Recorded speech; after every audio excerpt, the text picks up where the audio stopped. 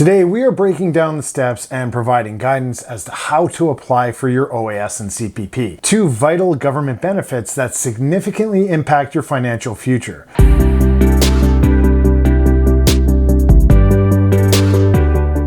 Knowing the optimal moment to apply or defer your benefits, along with how to apply for OAS and CPP, becomes increasingly critical later in life. Throughout this video, we're going to explore the application timeline, procedures, post-application steps, and strategies for rectifying any potential mistakes. Now, OAS and CPP are two very distinct and separate benefits. It's important to note that you do not need to apply for one if you're applying for the other. They're very separate entities. To begin, let's determine eligibility. In Canada, if you're 16 years or older and have made at least one contribution to the Canada Pension Plan, you qualify for CPP benefits. For OAS eligibility, you must have resided in Canada for a minimum of 10 years and be aged 65 years or older. However, if you're applying for OAS from abroad, different rules will apply. You must have lived in Canada for at least 20 years. Please be sure to check the specific regulations based on your location. Now, if you've qualified for both plans, the next thing you need to consider is when to apply for CPP. Applications for CPP are accepted as early as age 60 and as late as 70. This means that you have a window between your 60th and your 70th birthdays to begin receiving your benefits. Interestingly enough, most individuals tend to default to the earlier range of 60 or 65. The age of 65 often serves as a default retirement age for many, partly due to the issuance of OAS statements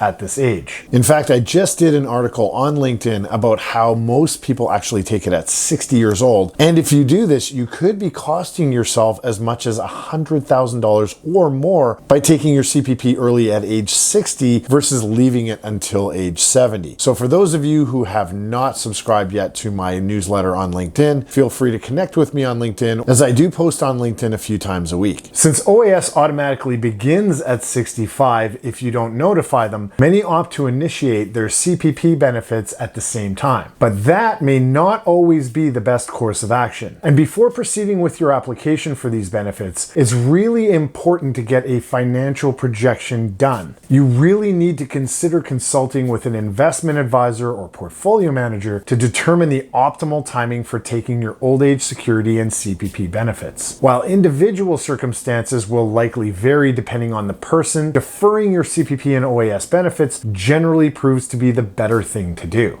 Remember, the key is to initiate these benefits at a time that aligns with your tax and income objectives, not just because you're eligible. So please make sure you get a financial projection done so you know how best to optimize your benefits. Now, both CPP and OAS applications can be submitted up to 12 months prior to your intended start date. And I generally suggest that you submit your applications no less than 3 to 4 months in advance. This is how to apply for your OAS and CPP benefits. Give yourself a lot of time in advance. With your old age security, expect to receive a formal package approximately 1 year before your 65th birthday, around the time of your 64th birthday. Not a lot of people know this, but when you receive your OAS package, it's going to seem quite official and formal. This package often gives off the impression that you have to begin receiving your old age security benefits once you turn 65. However, this is just not the case. Despite the very official looking appearance of the package, you do have the option to defer your OAS benefits. If you take no action, your benefits will start automatically at age 65. In order to defer your benefits, you have to actively communicate your intention to the government. This means that you have to actively tell the government that you want to defer your OAS benefits. There are a lot of reasons why deferring OAS might be the best way to go, including avoiding potential clawbacks. Now, we aren't going to cover OAS clawbacks in this video. I'm going to be creating more videos on this in the future, so stay tuned. But if you already know about OAS clawbacks and you do anticipate falling into this OAS clawback territory, deferring your OAS benefits for as long as possible is generally the best choice. While OAS typically starts automatically, you do have the option to defer it by completing the necessary paperwork or accessing your My Service Canada account. Speaking of which, let's take a moment to highlight the importance of the My Service Canada website. If you haven't already done so, it's critical for you to sign up and log into this platform. By the way, you might have some issues when you initially try to sign up for it, because when I tried signing up for it, it didn't really work for me, so I have to call the 1-800 number to talk to somebody about getting it going. But it's pretty important that you do get access, because once you are in and you do have access, it's much more convenient. Here, you can conveniently manage your CPP and OAS benefits, including applying for them and pausing them if necessary. The My Service Canada website can serve as a vital communication tool, helping to ensure you stay informed about your benefits, application status, and much more. For easy access, I've included a link to the My Service Canada website in the description below. Taking CPP before 65 does result in a reduction of 0.6 per month, while deferring it past 65 increases the benefit. For an in-depth understanding of CPP and OAS, please refer to my comprehensive video that covers the entire subject in detail. Now, when you are learning how to apply for OAS and CPP, opting for the online application via My Service Canada is widely considered the most efficient, the most effective, and the easiest method. Applying directly on the My Service Canada website generally offers the quickest turnaround time as well,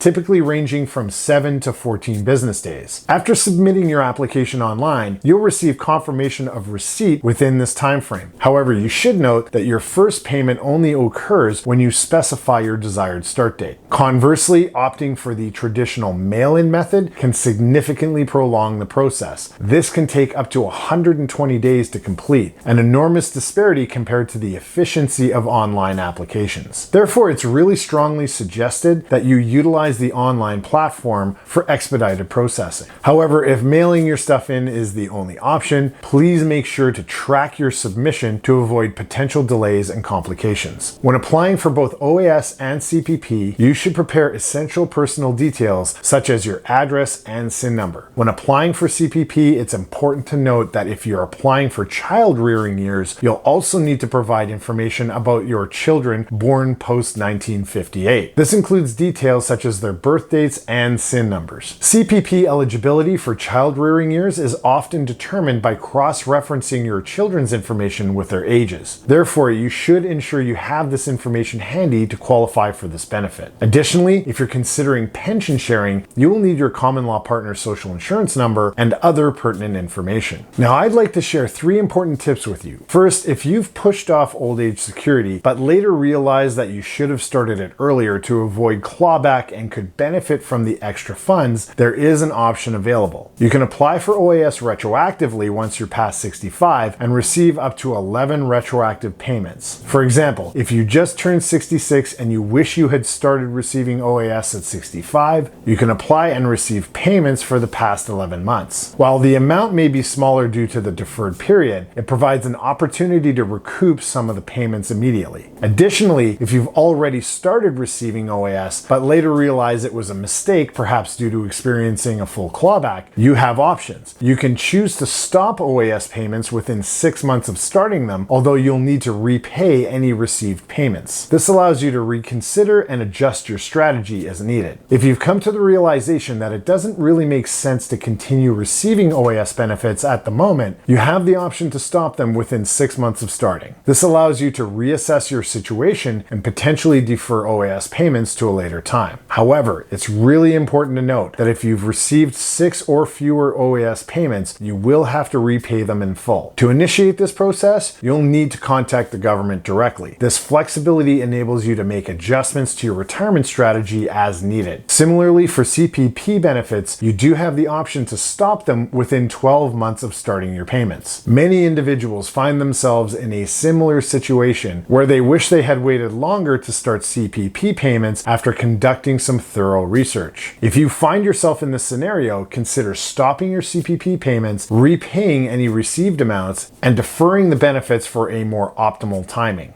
If you find yourself beyond that 12-month window, unfortunately, you are unable to stop your CPP payments and you must continue as planned. However, if you're within this time frame, you do have the opportunity to stop those CPP payments, albeit with the requirement to repay any collected benefits. This allows you to reassess your strategy and potentially defer CPP benefits for a more suitable time in your retirement. Here's the bottom line. By knowing how to apply for OAS and CPP and some of the intricacies like optimization and timing, you can help yourself make smarter decisions. Remember to seek advice if needed and stay informed about your options. Remember, OAS benefits commence automatically at age 65 if no action is taken. However, if you wish to defer OAS, you must formally request it. Unlike OAS, CPP benefits do not automatically start. The application window spans from age 60 to 70, and from my experience crafting financial projections, I can confidently say that deferring CPP and OAS benefits generally makes the most sense in most cases. If you are considering early withdrawal, it might be helpful to reconsider that thought, as it could potentially cost you tens of thousands of dollars in the long run. Did you know that navigating the uncertainties of the markets and your finances is generally smoother with the guidance of an investment advisor or portfolio manager? Studies have consistently shown that individuals who work with an investment advisor portfolio manager tend to accumulate a net worth up to 3 times higher on average compared to those that go it alone.